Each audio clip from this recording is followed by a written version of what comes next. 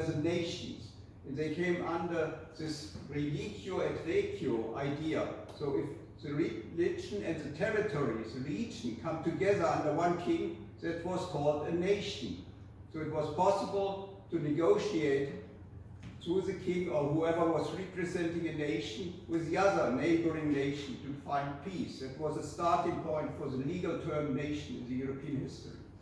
이제 그 국가라고 하는 개념은 이제 1648년 웨스팔리아 평화조약으로부터 나오게 됐고 다분히 실용적 필요에 의해서 나온 겁니다. 그러니까 이제 그 지역을 구분하고 국경을 만들고 한 왕이 다스리는 국가, 그 어떤 지역으로서의 국가라는 개념이 있어야지 국가 간의 협상당하고 거래가 가능하다고 생각한 겁니다.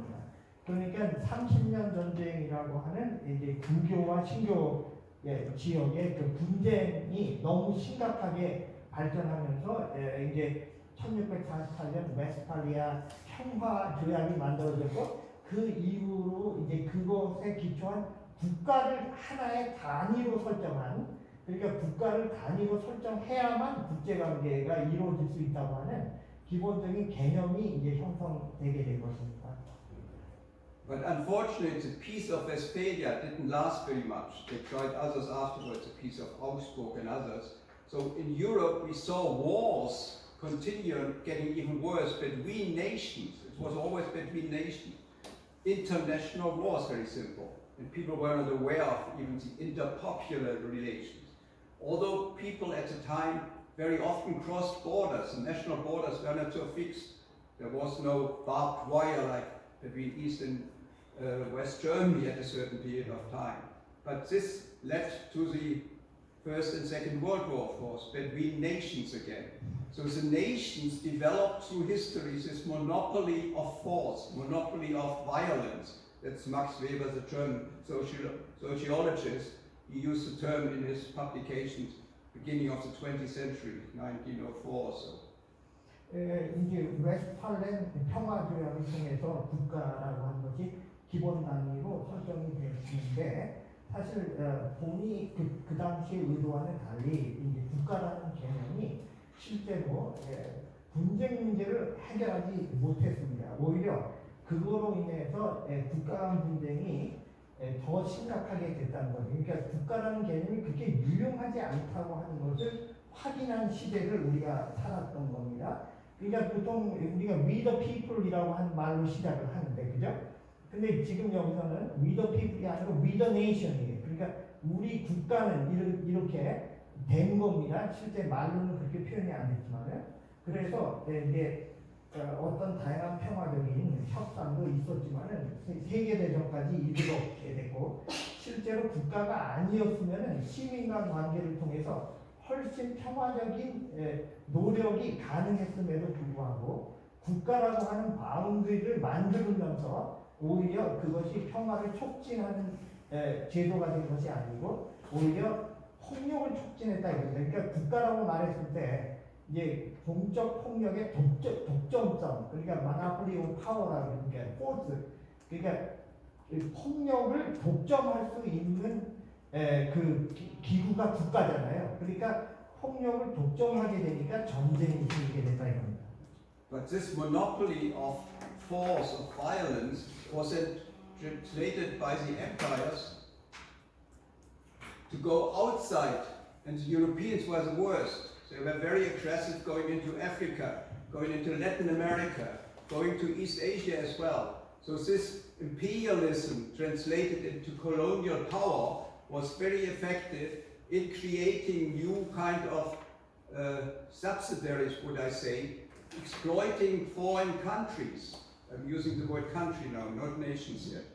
그래서 이 폭력의 독점성, 그러니까 monopoly on power, force, 죄송합니다. 그 폭력의 독점성이라고 하는 것이 이제 국가라는 개념 안에 들어오게 된 것이거든요. 그러다 보니까 유럽 국가들이 아프리카의 식민 정책을 취하고 이제 이렇게 하는 과정에서 국가라는 개념이 오용되고 한 국가에 종속되는 하위 체계로서의 제국주의 국가가 됐다 이건데 식민지가 된 것이죠. 그래서 이러한 개념들이 걷잡을 수 없는 폭력을 양산하는 체제가 됐습니다. And this was very obvious, particular in Africa. You saw the French speaking, you saw the Dutch speaking, you saw the English speaking, and they were fighting each other. The Germans had part of it as well. So they created between the European armies, between the military, some kind of frontier, border. Even in English, the word border, frontier is making a difference here already. So they were creating limits, territory limits, which then were taken over by the Africans living there, although they were not only migrating beyond these borders naturally, but they were taken over to become nations when they saw their independence from the colonial powers. 그래서 좀 구체적인 예로다가 이제 아프리카 같은 경우에 유럽에서 이제 식민화를 시켰는데 거기 보면 이제 불어권에서 식민주의를 했고 또 동시에 영어권에서 했고 그 다음에 저기 뭡니까 더치권에서 했어요. 그러다 보니까 유용한 그것을 위해서 그러니까 그것을 유용하게 문제없이 통치하기 위해서 국경이 필요했고 그러니까 그 나라 그렇지 않으면은 국경이 없이 그 시민사회가 자연스럽게 형성된 관계권이라는 것이 있는 것인데 식민지를 하려고 하다 보니까 인위적인 국경이 형성이 되고 그것은 자연스러운 시민적 그 국경하고는 맞지 않는 거라 이겁니다. 그러니까 독립국가의 개념이라든지 국경이라는 개념이라든지 이 모든 것이 단위 국가라는 개념이 있었기 때문에 일어난 일입니다. So even in Africa, like in Europe itself, these borders, these frontiers were created by the military, very basically by force. Because you saw in the beginning, of course, natural borders. Taking very simple examples between the Alps, north and south, they were different nations. They did not communicate, they did not migrate over the Alps easily. Or Big River is a national border, not a national one. So these natural borders were overcome by the military, but not by the people. So people and nations did not have the identity anymore. 그래서 이제 이러한 국가라는 것 때문에 이제 자연적 국경이라는 게 있잖아요 원래. 그러니까 자연적 경계죠. 이제 국경이라는 건 원래는 그것이 보통 강이라든지 그죠? 산이라든지 이런 걸 통해서 자연적 국경이 형성이 되고 이제 사람들의 시민적 관계라고 하는 것이 자연스럽게 형성이 되는데 지금 만들어진 국경은 인위적인 국경이고 군대에 의해서 만들어진 국경입니다. 그러니까 우리가 말하는 이제 파퓰러 시민적 기반을 둔 생활권이 아니라는 겁니다. Because of this history, the idea of a nation became very difficult to define. Originally, the nation, as I said, was a territory with a king and a particular religion even.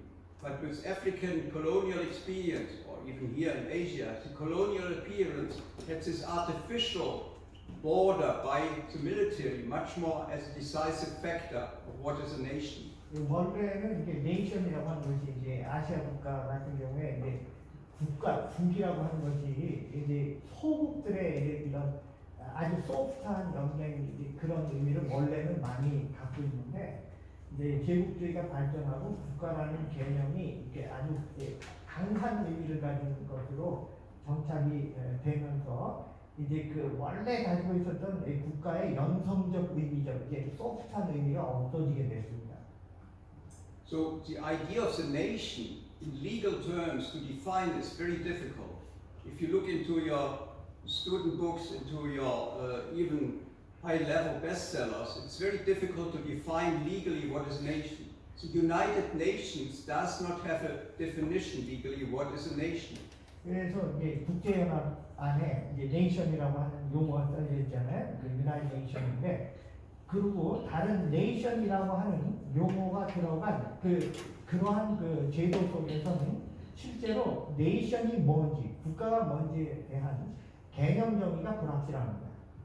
For instance, when we talk about democracy, we always think of equality before the law.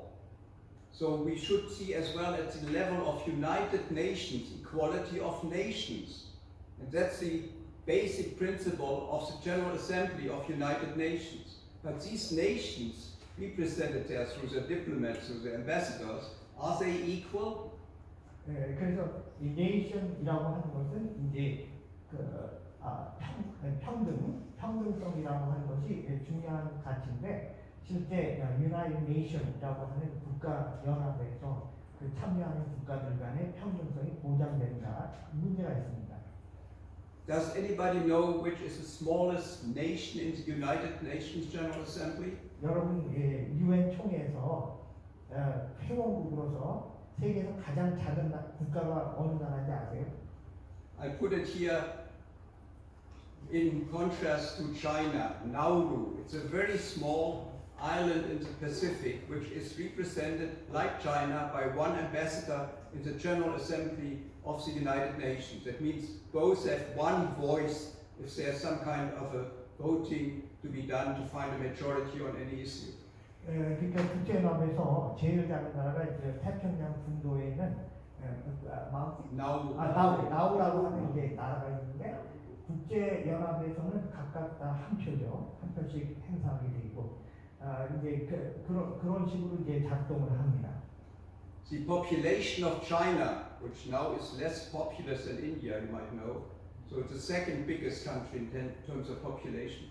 China has 145,000 times the population of Nauru, but they have both one voice in the General Assembly. Is that democracy? 그러니까 시민 사회의 규모로 따지면은 저기 뭡니까 아까 그 나우루 그 나우루의 이제 인구를 비교해 보면은 148배가 되는데 실제 그러면 그 시민 사회 규모를 제대로 반영할 수가 있느냐는 것이죠. This is just to show you how this idea of quantitative democracy, as I call it, can create problems. If you claim to be equally treated in democracy, it's very difficult. But let's see a little bit how AI, for instance, confirms the difference between interpopular, which is not yet in Wikipedia. I tried to put it in there, and I would like to have your help whenever you publish, write an essay or so. Please use a word, because I need reference for putting it into Wikipedia. 그래서 사실 디모크라시 그 민주주의적인 원리에 따르면은 그 구성원이 제대로 대표성을 갖고 있어야 되는데 지금 구조 속에서는 이제 그게 작동하지 않는다는 거예요. 그래서 이제 자기가 새로운 용어를 좀 만들어야 된다는 걸 생각하고서 이제 AI한테 물어봤어요. 근데 이제 단어 자체가 곧 사용되지 않는 단어이기 때문에 혹시 여러분들이 지금 자기가 사용하는 단어에 접한 적이 있으시면은 한번 알려주시기 바랍니다. 근데 이제 AI가 여기서 이제 말한 거예요. I don't want to read it out. You can do it yourself, but it's very obvious. So far, the word interpopular doesn't exist, and AI supported me to create this word, and that's why I'm very proud of and dare to even impose it on you right now. 그래서 사실 인터파퓰러라는 말도 AI한테 물어보면은 AI도 몰라요. AI도 모르는 단어입니다. 이제 그러니까는 그 좀 신조어적인 필요가 있는 거죠. But it's interesting to go back to the word national in the context of international, supranational, all that. The term international, in legal terms, was created here in East Asia actually. 근데 이제 국제 간 관계라고 할 때 이제 국제법이 다루고 있는 것인데 사실 국제간 관계라고 하는 것의 진정한 의미는 아시아에 이미 언어 속에 들어 있습니다. 아시아에 유럽에 있는 게 아니고. Because in the past, the seas, the oceans were seen as being open to everybody. It was free, mare liberum, as they say in Latin.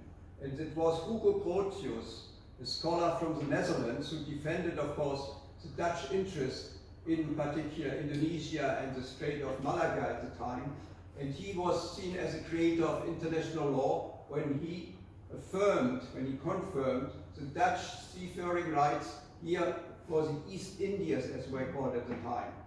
And there were the other Europeans fighting each other as often, even in colonial territories, because they wanted to pass through the sea to their colonies. And they asked for this kind of mare liberum, the free access to their territory abroad. 지금 이제 국제법의 창시자라고 하는 휴고 그로티우스라는 사람이 네덜란드 사람인데요.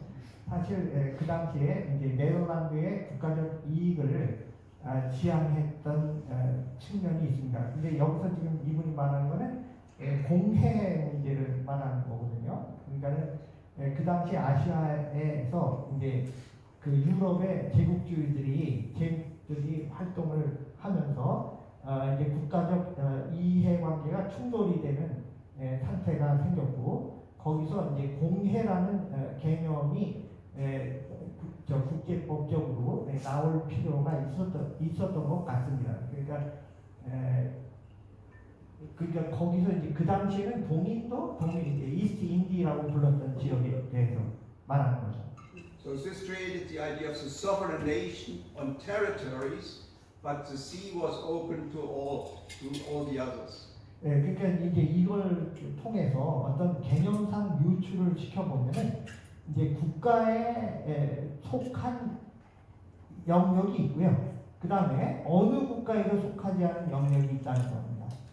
Of course, you know there is the so-called exclusive economic zone around an island, around the coast, and this can create, of course, problems even going through the Strait of Taiwan or going to some islands near Japan, because they have economic rights there, but they have to leave open the passage for private whatever cruises going through. 우리가 이제 이 배타적 경제 수역이라는 게 있잖아요. 그 exclusive economic zone이라는 게 있잖아요.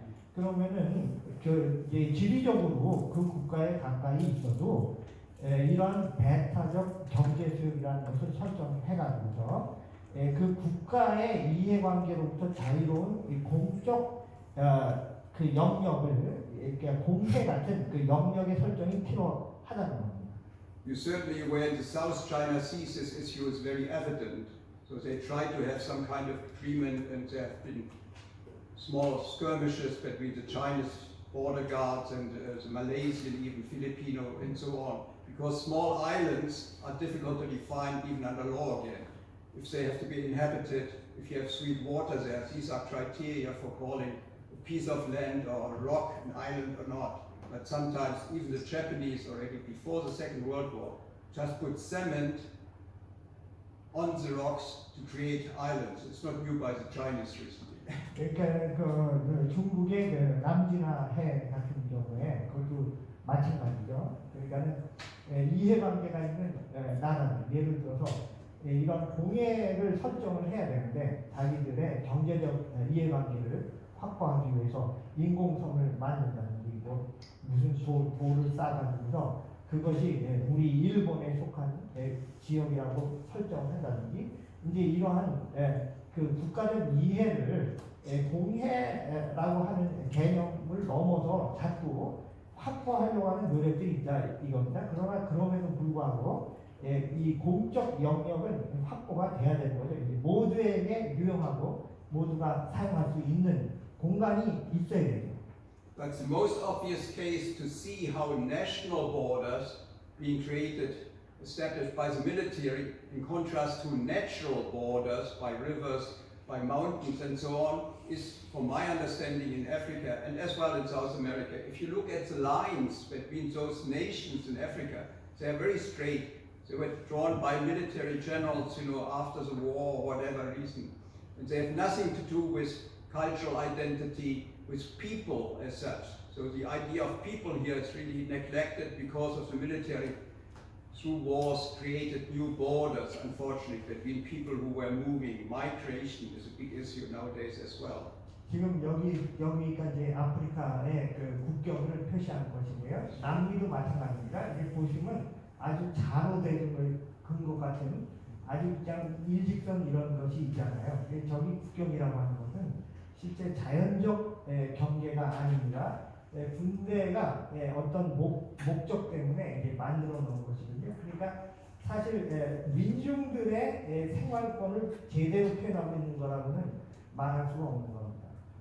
Now I get into an area which you know much better. If you look at at the Chinese characters, the East Asian basic language developed from the Chinese, as you say, Japanese kanji. You have your own application here on characters as well still, and history is very much based on this scripture. You look at the word for what is now called in English a nation. In translation it always comes over with a king in a territory. So you see the Chinese character more or less, some say call it even the kuchi, in other the mouse, and the king in the middle. This is the translation into East Asian languages, but I personally feel it's completely different from our history of the nation in Europe.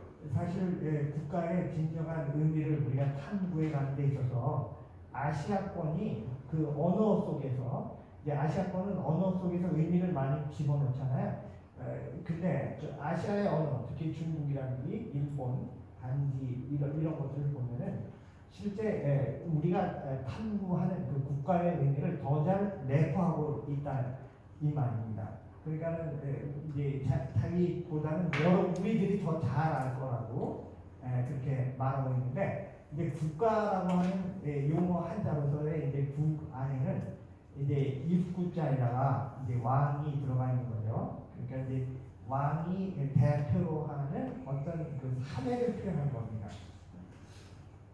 So your understanding of nation comes probably through the English language. European languages created this terminology and they still live on it, unfortunately. But the Europeans, like my humble self, we're trying to overcome this limitation of the nation being the only identity. That's why I'm trying to see for new words beyond the nation and put more focus on the people, not the constructed nation as such. 그래서 이 동양 사람들 아시아권에서 훨씬 더 풍부한 그 이해가 이미 언어 속에서 내재되어 있는 만큼 그렇게 국가에 대한 이해가 풍부한데 이상스럽게도 역사 속에서 그 국가에 대한 이해를 영어로 한다 이겁니다. 근데 자기네들이 책임이 있는 거죠. 그러니까 유럽적 국가 개념을 오히려 풍부한 개념을 가진 아시아권에서 해석을 한다는 거예요. 그러니까 유럽적으로 해석을 하다 보니까 오히려 우리 안에 있는 풍부한 그 국가에 대한 함의를 잃어버리고 유럽이 설정한 개념으로 자꾸만 우리를 재단하게 됐습니다. 그러니까 자기는 거기에 대해서 몹시 죄송스럽게 생각을 하고 그런 점에서 언어를 재창조해야 된다는 사명감을 갖고서 없는 단어를 지금 만들게 됐다 이 말입니다. So at European level we try very hard to overcome this sole identity with a nation, but you know certainly not only talking about Germany, France and other, where the rightist parties are very nationalistic and there's a kind of race of nationalism again. So we need more focus on the popular government, on the interpopularity in Europe as well. But it's even worse at the United Nations. 그래서 지금 이제 그러니까 보편적 시민성, 민중주의 이런 것들이 이제 우리가 앞으로 이제 촉진해야 될 개념인데 사실은 뭐 독일이라든지 유럽 국가들에서 이제 우익 진영에서는 여전히 이제 그 유럽적 국가 개념이 아주 강력하게 남아 있고 그 다음에 이제 유엔은 더 그렇습니다. 유엔은 국가라고 하는 개념에 갇혀 있는 거죠. 그러니까는 실제 이제 people이라고 하는 그 popular라고 하는 개념을 이제 어떻게 생동감 있게 살려낼 것인가 하는 것이 중요한 과제입니다. It's called United Nations. That's why the nations as such, 193 at the moment, are represented through their ambassadors, whoever comes up to represent the nation. But actually, the United Nations Charter, the basic law, starts with the word "we the peoples." 이제 유엔이 193개의 회원국으로 이루어진 국제 연합인데 결국은 이제 국가를 대표하고 있는 기구입니다. 그런데 유엔 헌장을 보면은 We the Nation이라고 돼 있지 않고 We the People이라고 돼 있어요. 그러니까는 그 유엔이라고 하는 것이 실제로 헌장에서 표현되는 거하고는 다르게 구조가 대표성이 만들어져 있는 것을 알 수 있습니다. But this is made worse because, as I said already, there's no clear definition what is a nation. And I asked you even in Korean, maybe you can define a nation, but people will always find exceptions to that. 그래서 이게 더 절망적인 것은 이제 국제연합이 이제 국가연합이잖아요. 이게 국가의 개념을 아무도 모른다. 그래서 혹시 여러분 중에 아는 분이 있으면 좀 말을 해달래요. I just want to mention to you, certainly you know the difference between North and South Korea. Are there two nations, one nation? How do you find the nation in this context? I leave that up to you. Yeah. I live in a country which is called Belgium. There are 3 official languages. The cultures are quite different. Are they one nation?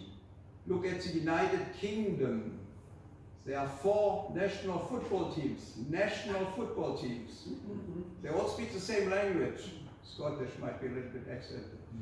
But they are one nation in the United Nations. And they are very big nations like India with completely different languages, different cultures on their territory.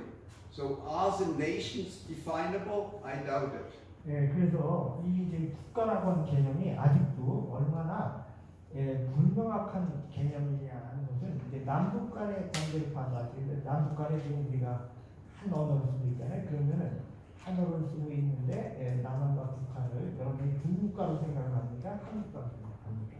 자기는 벨기움에 살고 있는데 벨기움이라는 나라는 세계 언어권이 합해진 국가예요. 네? 그러면 세 개의 언어가 합해져 있는 국가를 세 개의 국가라고 말해야 되나요? 하나로 말해야 되나요? 영국을 영어로는 유나이티드 킹덤이라고 합니다. 거기 프로 축구를 보면은 내셔널 팀이 4개가 있어요. 그러니까 국가 대표팀이 4개가 있어요. 그러니까 스포츠에서는 다른 국가로 생각을 하는데 유엔에서는 유나이티드 킹덤을 한 국가를 보고 있잖아요. 그렇다면은 국가라고 하는 개념이 그 정확한 개념으로 아직까지 정착된 단어가 아니라는 겁니다. And of course we have with the United Nations so-called P5. You know, 5 countries, they decide more or less about the main issues of the United Nations. They might be to a certain level politically equal, because most of them are nuclear powers, for instance, which is very important nowadays again, because we have very big threats of nuclear application.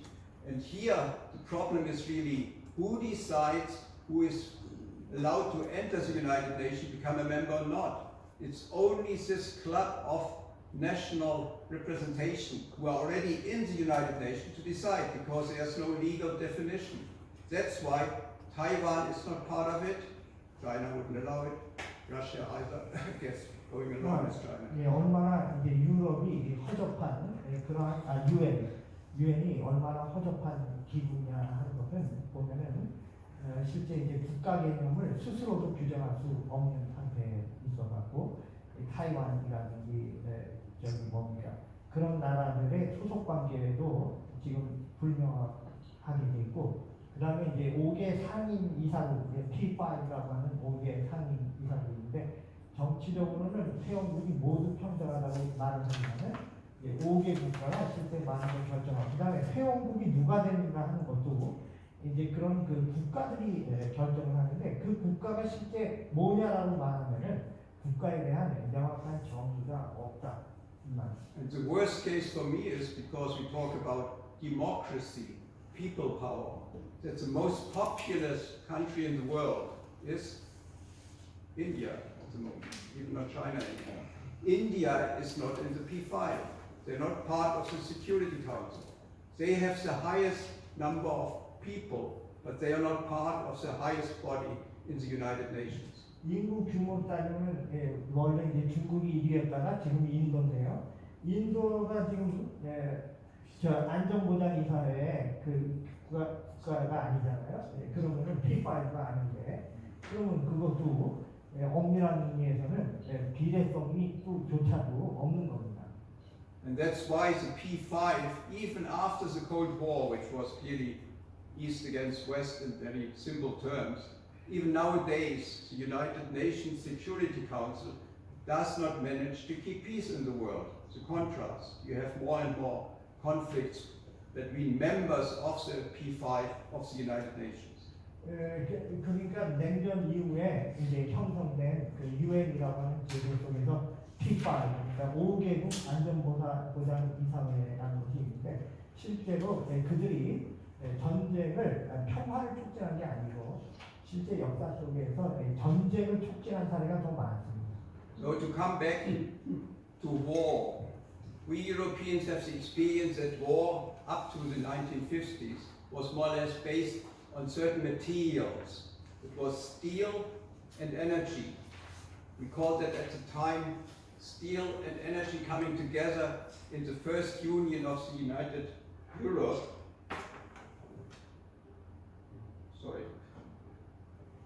Which was the so-called European Coal and Steel Community. 지금 이제 1950년까지는 유럽이 전쟁을 이제 많이 했잖아요. 근데 그것은 철강과 에너지가 기반이 되는 것입니다. 그러니까 철강과 에너지를 통해 갖고 무기를 만들어내고 이제 그것을 통해서 전쟁을 한 거예요. 그러니까 그런 구조 속에 있었다가 그 유럽이 이제 전쟁의 원인이 됐던 두 가지 요인을 통합하는 실험을 하게 됩니다. 그것이 이제 European Coal and Steel Community, 유럽의 석탄 철강 공동체라고 하는 겁니다. So in very simple terms, in the 1950s, people were still thinking, if you put energy and steel together, the private companies working together, or even if you nationalize these companies, you cannot have war anymore. It's very simple.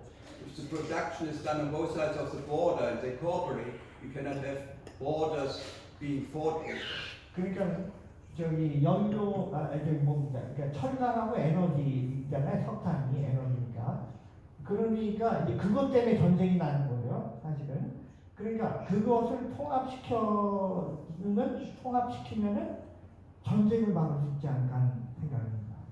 In very simple terms, and that was the so-called Schuman Declaration, if you have solidarity between the people working together on steel and energy, you cannot fight wars anymore. And this idea of solidarity between peoples across borders were very simple, interpopular in my understanding. They were not international anymore. And this brought Germany and France together over borders, although they had been fighting 4 times the war between Germany and France only over 1 century. 4 times fighting wars. It's incredible if you look at the European history. It's a history of war in Europe. 유럽은 사실 전쟁사라고도 말할 수가 있어요. 그래서 이제 50년대 이후에 슈만 선언, 슈만 데클러레이션이라는 것이 나오게 되고 이제 철강과 석탄을 통합시킨 이제 실험을 하게 되는데 거기서 이제 고유한 형태의 이 통합이 나오는데 그건 이제 우선 국경을 넘습니다. 그러니까 국가와 국경이라고 하는 개념을 넘어선 것이고 또 국가 간의 협력만도 아닙니다. 이거는 왜냐하면 기업들이 참여하면서 초국가적 성격이 기업에도 들어오게 되는 거거든요. 그러니까 인터파퓰러한 것이 인터내셔널한 것보다 더 많이 들어와 있고 독일과 프랑스를 포함해가지고 아주 큰 전쟁이 4번이나 있었고 유럽은 전쟁사라고 할 수가 있는데 이 국경을 넘어선 초국가적 구상이 그때부터 전쟁이 멈추는 결정적인 계기가 됐습니다. So it was not only relations internationally between France and Germany, Benelux countries and Italy, the 6 original members of the European Community it was called in the beginning. It was interpopular relations of companies, private persons coming together. So this interpopularity created peace. And that's very important for me. Interpopularity creates peace.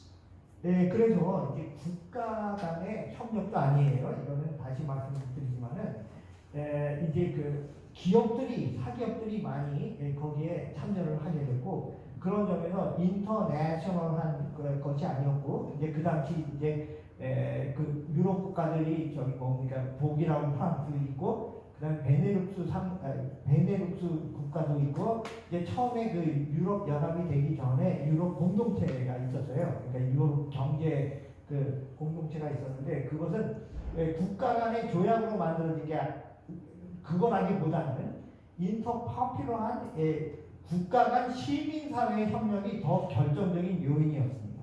그래서 사실은 국가는 전쟁을 촉진하고 시민사회는 평화를 촉진한다는 말이 유럽 역사에도 맞습니다. So to see how Europe managed to avoid war over the last 80 years, since the Second World War, I want to see the possibility of doing something similar at United Nations, at global level, not only European, but higher level of United Nations, which we call the global governance level. 그래서 유럽의 역사를 볼 때 지난 80년대에 전쟁이 진짜 없었거든요. 그러니까 전쟁이 없는 것이 현실적으로 가능했던 게 유럽 역사인데, 그래서 그것을 올려가지고 국제연합 유엔에서도 유럽적 실험을 해야 되지 않을까 생각하고 있습니다. So to have more relations, interpopular contacts between different people, not only in Europe, even between the East Asian countries, Japan, Korea, Taiwan, China, and so on. You have the trilateral here in Seoul, for instance, which brings together Japan, China, and South Korea. This for me is very positive. In economic terms, this is very much an interpopular relation, also started, of course, between three nations. But this cooperation across borders, I think, is a future not only for business, as well for NGOs, civil society, and that's where I try to see a little bit of political impact at global level. 그러니까는 이제 유엔에 그런 것들을 적용하고 싶은데, 지금 아시아를 보면은 삼자관계도 있잖아요. 한중일 삼자관계도 있고. 근데 그 삼자관계는 꼭 국가 간의 그 협력 구조만이 아니고 그 안에 시민 사회가 동시에 같이 협력하는 구조로 다층적으로 이제 형성된 관계인데, 그러한 다자간 시민 사회의 그 국제 관계가 평화를 많이 촉진하지 않습니까? 그러니까 유엔을 좀 개혁을 해가지고 지금 이제 국가를 단위로 한 이러한 협력적 연계 구조를 국가 단위만 생각을 하지 않고 유엔을 개혁해서 이러한 그러니까 시민적 다자사회를 만드는 것이 핵심이라고 생각합니다. Of course, we all talk about democracy, but the demos, the people, have to trust some kind of authority to be represented to decide for one or the other unit, as we call it in multi-level government. It starts at the village level. You have some kind of democracy. You elect your mayor of a village, of a town. And then you have the region, the nation, we have the European Union, and then you have global governance, United Nations. These are all levels of governance. So in order to have trust in the different levels representing the people, we have to see how we feel represented. And it's interesting, if you look at the so-called trust barometer, Edelman is known for that, interpopular, should I say, worldwide now. This trust barometer shows the following. 그러니까 이제 민주주의라고 하는 것이 이제 그 시민들의 대표성이 민중적 대표성이 확보된 제도라고 할 수 있는데요. 이제 민주주의는 레이어가 있습니다. 이렇게 그래서 지역사회라는 레이어가 있고 국가라는 레이어가 있고 국제라는 레이어가 있고 이제 이렇잖아요. 그러니까 그것을 어떻게 효율적으로 그 대표성을 구성할 것인가 하는 이제 문제가 나오게 되는 거죠. 어떤 학자는 이제 그러한 민중적 시민적 대표성을 어떻게 구상해야 될 것인가 하는 것을 설명하기도 했습니다. This trust barometer is very interesting in how far people trust government. Government, as a rule, here is seen as a national government. You elect it. It's very low, actually. 단 한 가지 흥미있는 발견이 뭐냐면은 이제 국민에 의해서 선출된 이제 정부라는 게 있잖아요. 그러면 정부라는 것이 신뢰도에 있어서 조사를 해보면은 실제 정부의 신뢰도가 몹시 낮게 나옵니다. So it's not only in the United Nations or even in Europe, in Germany at the moment, it's not very high either. So trust in government actually is very low. But it's our democracy. We vote for them. So it just shows how much our votes count in terms of trust building. 그러니까 근데 그 대표성이라는 게 우리가 투표를 해서 우리가 부여한 대표성이잖아요. 그렇죠? 그래서 이제 국가라는 것이 정부 형태로 만들어지게 되는데 실제 역사 속에서 정부가 얼마나 효율적으로 선을 행했는가 하는 것을 보면 신뢰도가 실제 국가에 대한 신뢰도가 떨어진다 이겁니다. 굉장히 낮게 나온다. And even